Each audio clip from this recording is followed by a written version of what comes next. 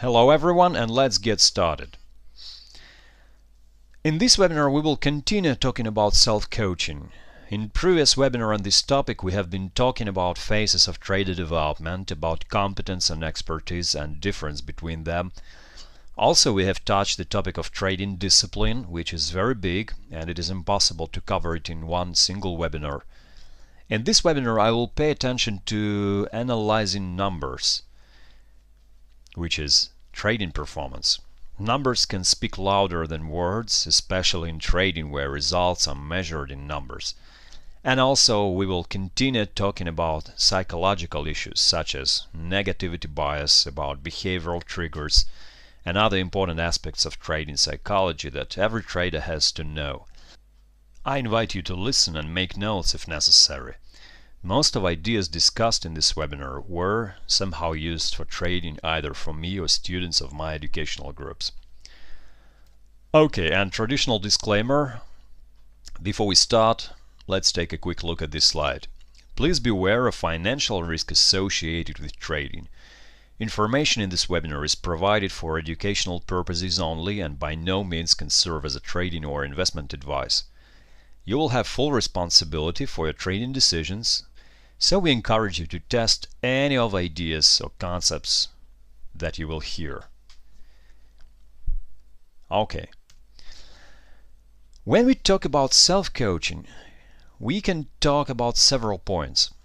First of all, of course, it is analysis, research, and understanding of the market. It is possibly the most popular thing among traders. Too many traders focus too much on analysis, trying to predict the market.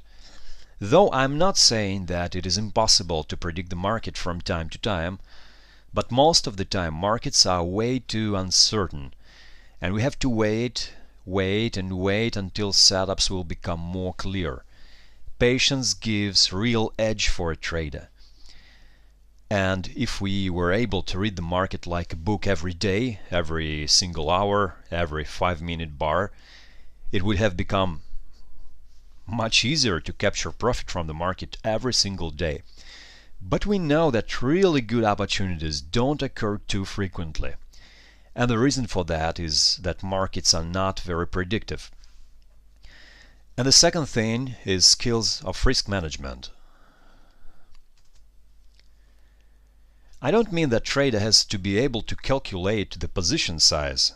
Risk management is a more complicated thing. Well, of course you have to know how to calculate your position size, but risk management is something more than just that. Good risk management is ability to constantly evaluate and re-evaluate the odds, and markets are influenced by many factors such as news releases, activities of other markets, time of the day, and etc. Ability to execute trades correctly is also important.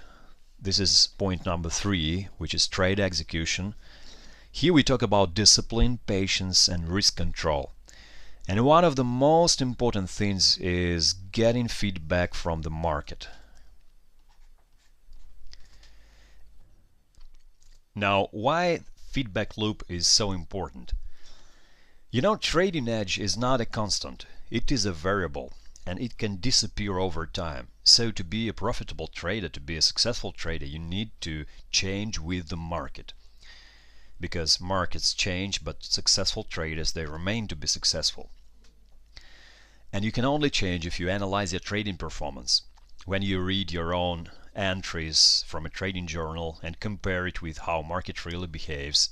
And finally, of course, you need to build mindset of a successful trader, which includes emotional intelligence and self-awareness, which is very, very important. I paid some attention to this topic in the previous webinar, and I'm going to tell a few more words about this topic in this webinar. We will also talk about mindset issues here. Now let's remember two types of thinking in trading, which are mechanical trading on the one hand and discretionary trading on the other hand. These two approaches are different because theoretically when you trade mechanically you are not about to face any psychological pressure in theory. In practice, of course, you face this psychological pressure. And discretionary trader can be more flexible. I will not pay much attention to this topic because I was talking about that in previous webinars. I just put this slide to remind you of two approaches. We will talk more about discretionary trading today. It is not about mechanical trading. We will talk about improving performance for discretionary trader.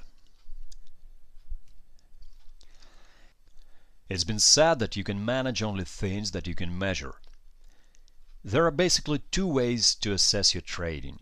First is focusing on numbers or focusing on trading performance. You can analyze your trading performance capturing important information from your trading log or a trading report. Then when you compare this information with what was happening on the chart in real-time market, you get the idea of your real behavioral patterns. It is very useful to analyze numbers because numbers never lie. They can tell you a much better story than anything else. It is a story about your hidden patterns of strengths and weaknesses. And the other side of the coin is psychological patterns or psychological approach. When you don't focus too much on the price action, you assume that your market understanding is basically okay, but you switch your attention from your own best interest from time to time.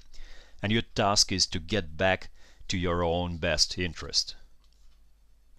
Sometimes traders say that keeping a trading log is a way too boring process.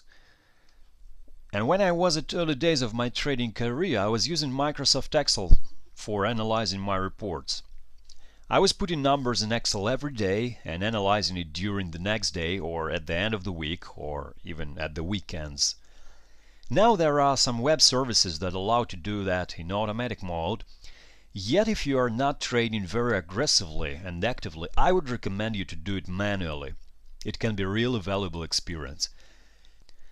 Of course it is a bit of work, but I would tell you that if you really want to change your trading and turn your trading around, you will have to work hard for at least some period of time. It is not so easy to change your habits, beliefs and behavior. On this slide you see a sample of a trading log. Of course it is not useful at all when you see such kind of trading log because you don't see anything here. It has to be processed and filtered. It is just a log and it is very difficult to capture anything from this report except that biggest loss has occurred when trader had increased his trading volume 3 times when he was trading 3 lots. And that's all we can capture from this report. So to capture useful information, you will have to somehow process this information.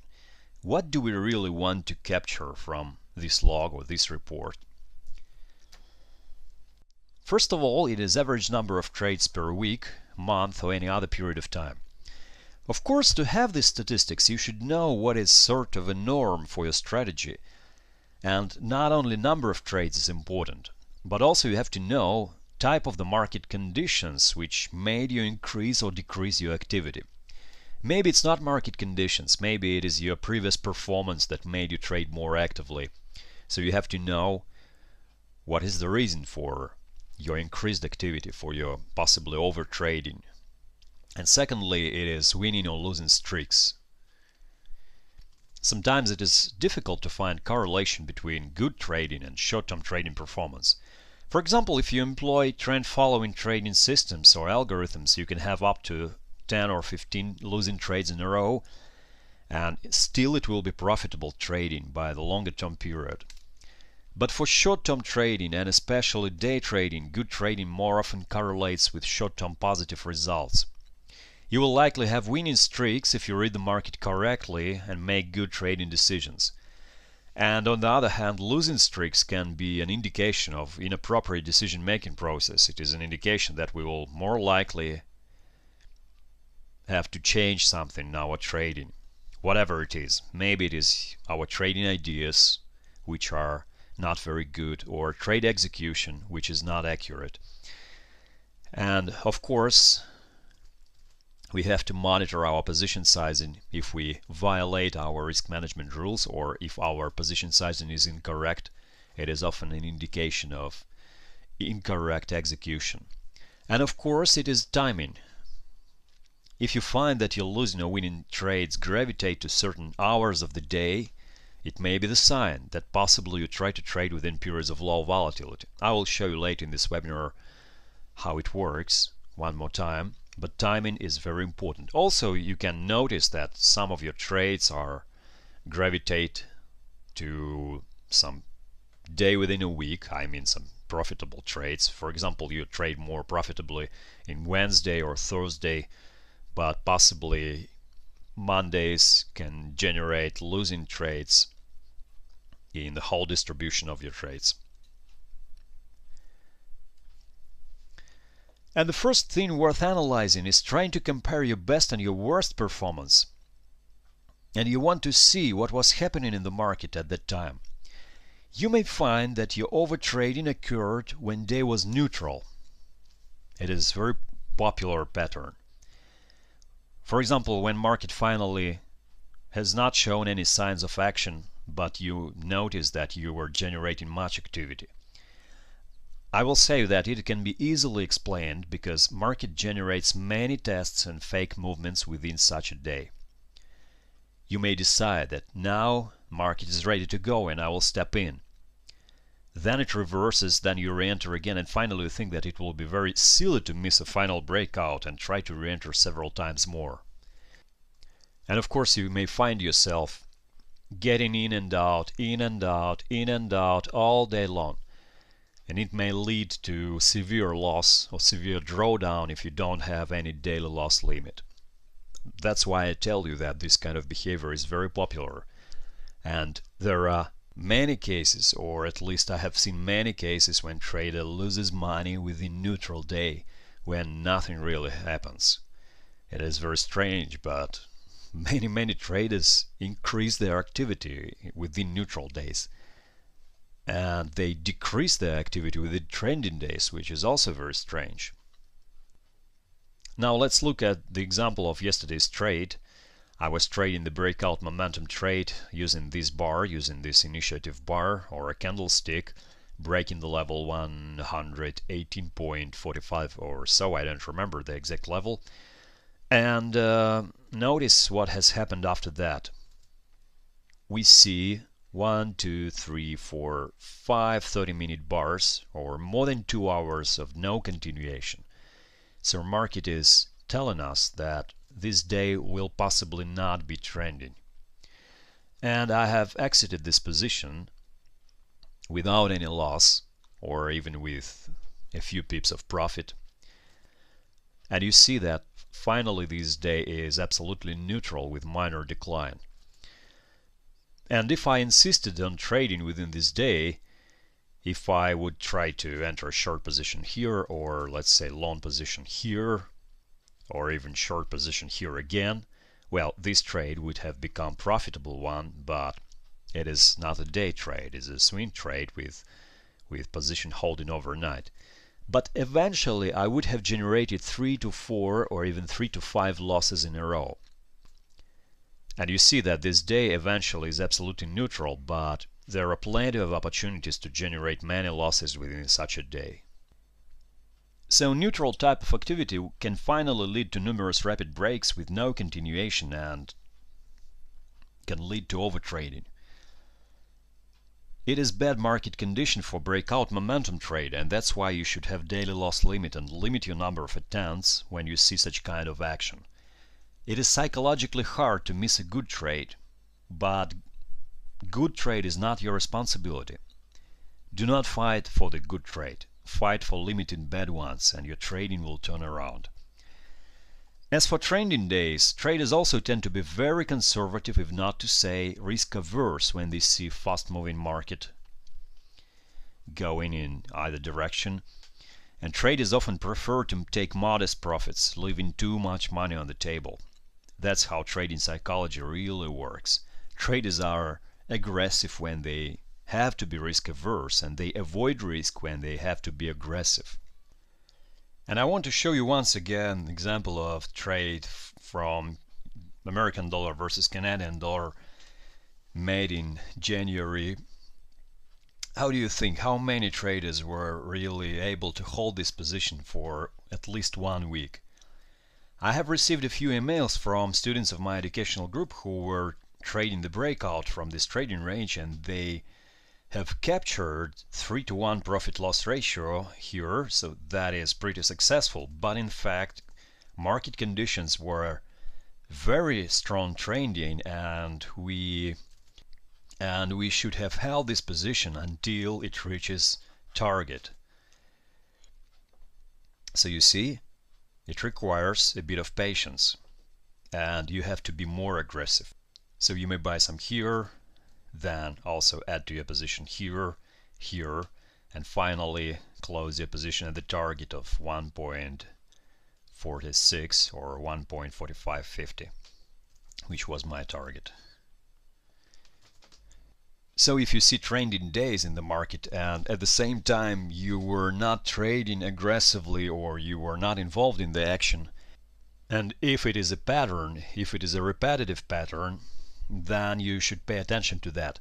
Notice what has happened before. Possibly you need to improve your analysis to be able to capture such trending moves, but you need to learn how to capitalize on trending days or trending moves, because it's the easiest way to trade, really, because volatility on the pullback, on the side of the pullback, is very low, so you can place really small stops and you can earn decent profit loss ratio, and market is going very quickly, so it is a level of comfort for a trader, and you can achieve nice profit loss ratio and make good trades, taking profits pretty quickly.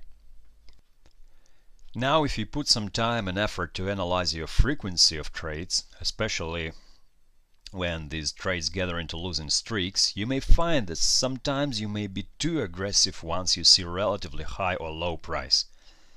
I call it the high-low price fallacy, and I described this behavioral pattern before in the webinar named Traps of the Market. I would recommend to watch this video. It is available on channel of XNES here on YouTube. I've seen too many times traders doing the same thing over and over again. If they have seen trading range before, and if this trading range was pretty elongated, they tend to be more and more aggressive when price emerges from this trading range. For example, like it is shown here. But it is absolutely wrong as a wrong can be, because when price emerges from a trading range, it shows really the destination of an auction. And it is a way to wipe out the account completely over a large period of time, because if you do like it is shown here, you place short position, you add to your short position, and finally you add more and more on the rising price, finally you could be wiped out from the market. And I have seen too many accounts lost when traders employ such kind of thing.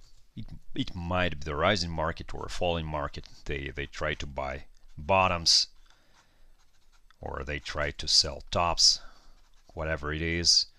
But when they see high price or sort of a high price, they try to sell more aggressively. When they see low price, they try to buy more aggressively. That is a pattern that you need to eliminate from your trading. It is also a very popular pattern.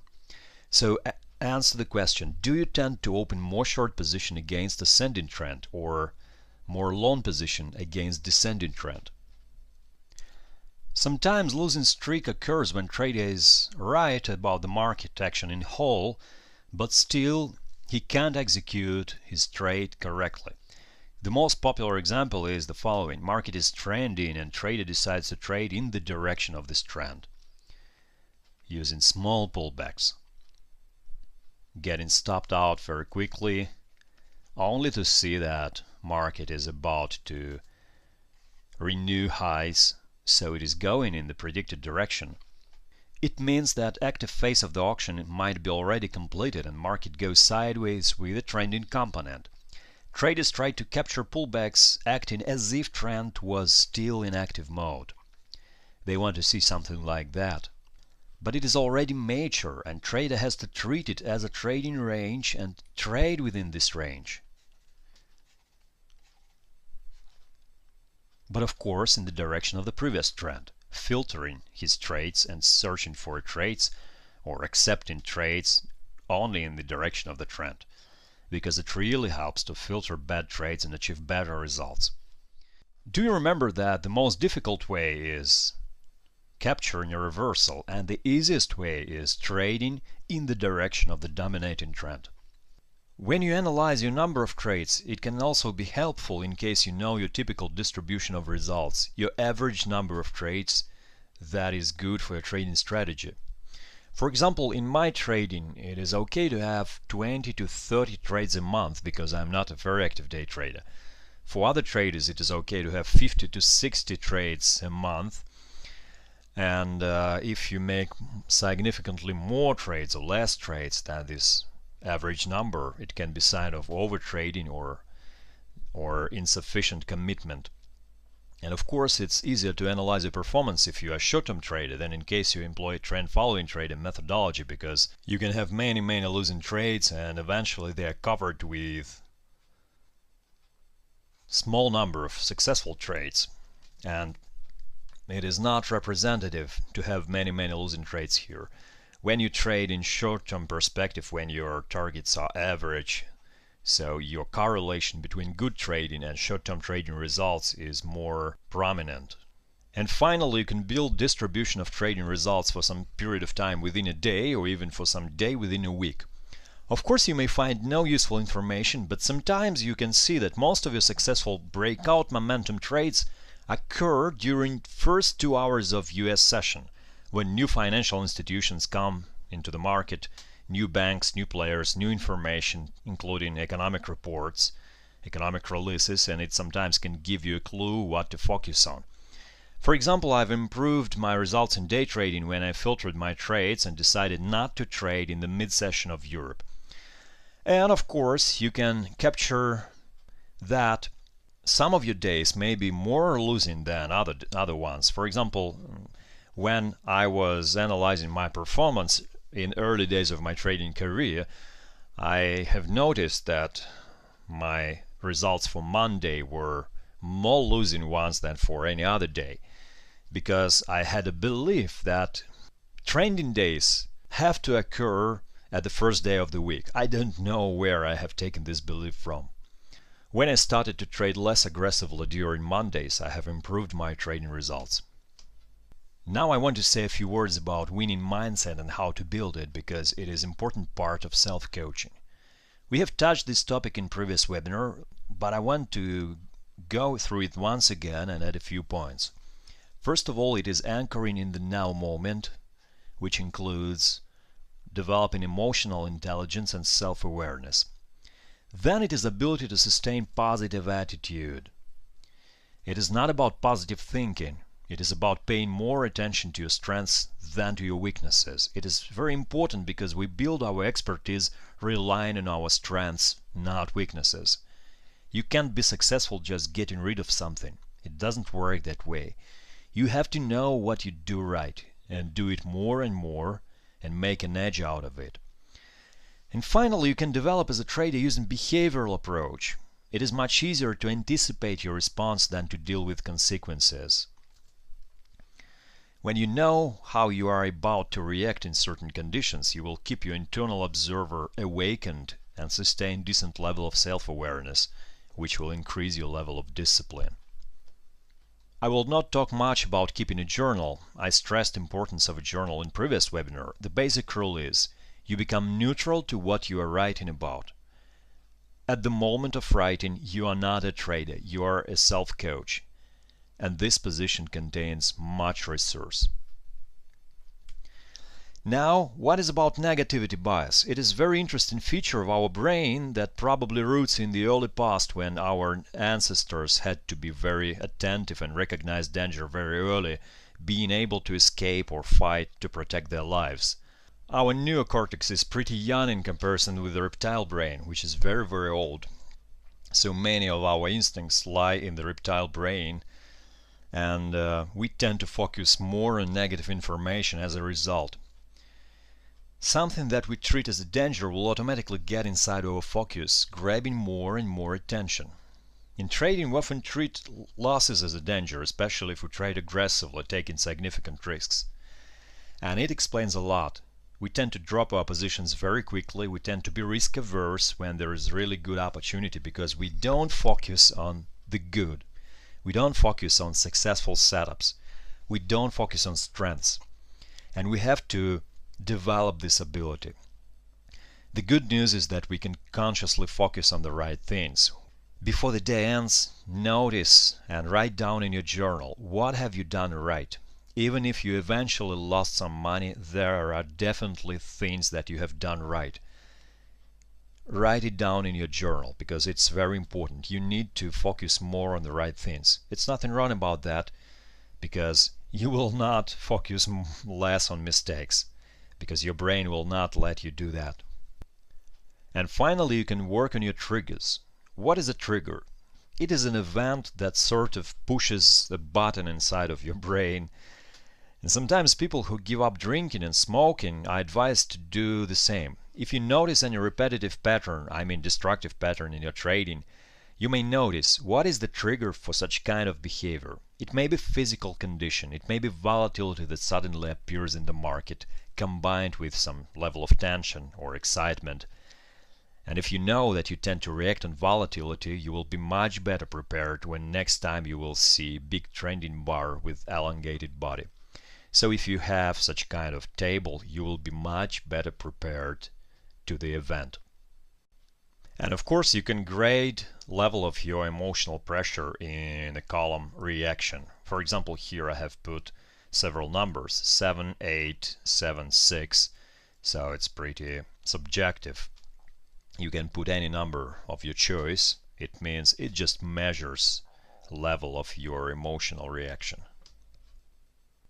And in the column response, you may put your action that you typically make. For example, you re-enter your trade after being stopped out, or you overtrade, or you trade too much when volatility increases, or you get out too early from your positions when you have paper loss, when you're losing some money, or for example you do some unplanned trading if you lack in time and have read some analytical report or have heard some external opinion. So you can explore yourself, because knowing yourself is very, very useful for trader. If you know yourself, you may even have not enough understanding of the market, but you have understanding of yourself, and it gives really the edge. And the majority of traders, they don't know themselves. They don't know what to do. They don't know what to expect from themselves. They can't anticipate their own response, and you can be one step ahead of the rest, be one step ahead of the crowd. Okay, thank you for watching this webinar. We will continue talking about this topic in next webinars as well, and with that I'm going to finish this webinar. I hope it was useful, and if you have any questions or comments to this video, you can leave it below here. I will do my best to answer all of your questions. Please be specific to receive a good answer. See you in the next video.